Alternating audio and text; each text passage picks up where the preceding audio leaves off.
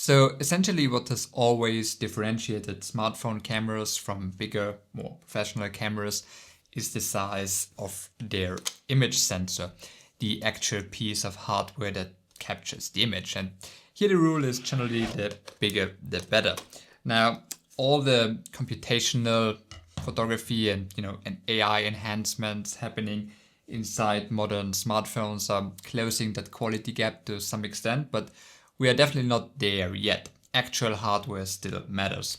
And that's why in this video I'm going to give you an overview of the biggest smartphone camera sensors available as of early 2026. But before we dive into this list, I want to quickly explain how a digital image is captured on a smartphone and why size matters so much, in photography at least. So you see, when you take a picture, light enters through the lens and hits the image sensor that's behind the lens. And this sensor consists of millions of pixels that transform the light into an electrical signal, which your phone's processor then turns into an actual photograph.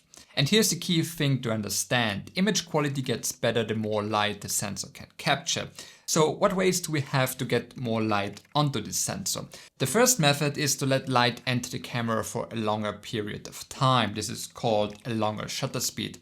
And the problem is, to avoid the blurry image, you need to hold the phone perfectly still. And the subject also needs to be frozen in place. And while modern image stabilization helps in most real-world scenarios, a longer shutter speed just isn't a viable option. So let's put that aside for the time being. And the second option is to have a bigger opening in the lens, the aperture.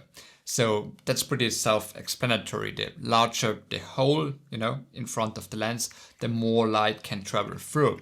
And in photography, we measure this with f-stops. Confusingly, the smaller the number, the larger the opening. So an f-stop of f1.6 is a huge opening that lets in a ton of light, while f2.8, for example, is a much smaller opening that lets in way less light. And finally, the last way to gather more light is to simply have a bigger sensor in the first place. With more surface area, you can catch more light.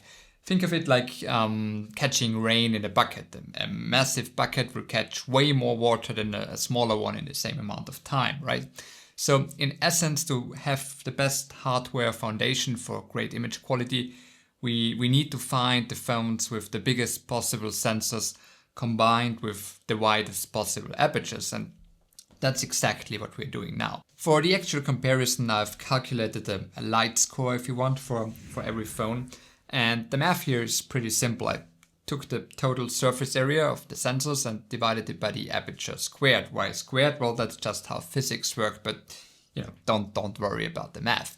What matters is the result, and here's the list for the main wide-angle cameras. And as you can see, I've included a mix of current high-end and mid-range phones, as well as the Samsung A17 as an entry-level reference point.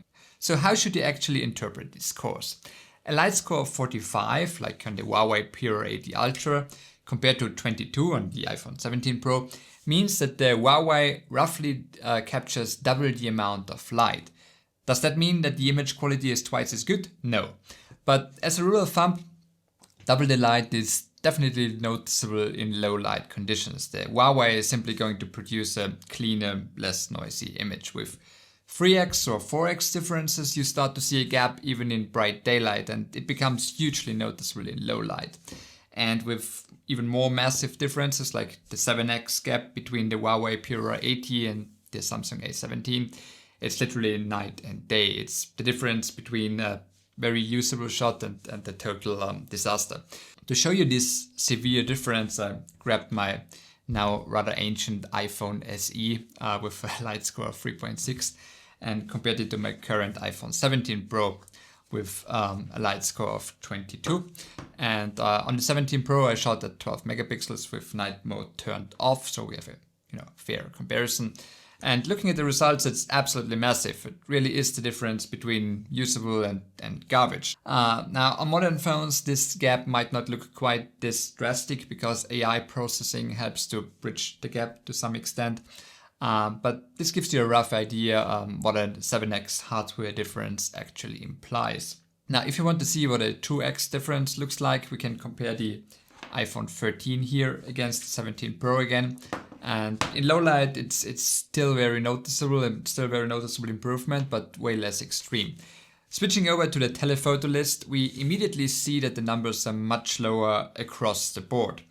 Even the very best telephotos have lower hardware potential, if you want, than the main cameras of an average mid-range phone. What's also striking is that household names like the iPhone 17 Pro and the Samsung S25, upcoming S26 Ultra, are physically much weaker here than Chinese models like the Huawei P80 Ultra or the Vivo X300 Pro. Something that was also very noticeable in my review of this Vivo X300 Pro when I compared their camera system against the iPhone 17 Pro. And if you're interested in that, you can click the link up here.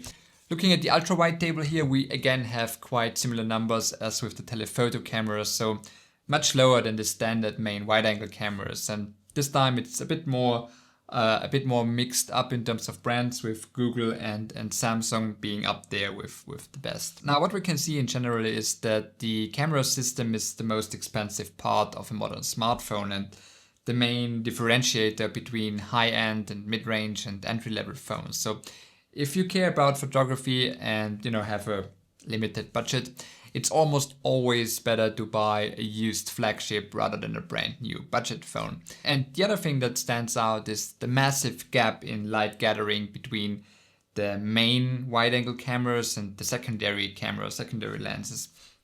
This really shouldn't be underestimated, and I always tell people to use the main camera as often as possible, especially in low light. Be mindful when using those other lenses and those other cameras like the telephotos and ultra wides. I mean, for what it's worth, especially in the mid and lower end segment, I would much rather have a phone with just one decent camera, one wide angle camera and no telephoto, no ultra wide, no macro, because in this segment the additional cameras are usually quite poor anyways. And yeah, in my Samsung S25 FE camera review, I talked a lot about that. The video is here if you're interested. But yeah, people just want the 3-4 cameras, just like they want as many megapixels as possible, even though it's mostly unnecessary. But yeah, that's for another video where I'll try to debunk some phone camera myths and assumptions. And yeah, if you're interested in that, make sure to subscribe. And also, if you found that video helpful, please leave a like. Alright guys, that's it for today. Have a great week, have a great day. Cheers.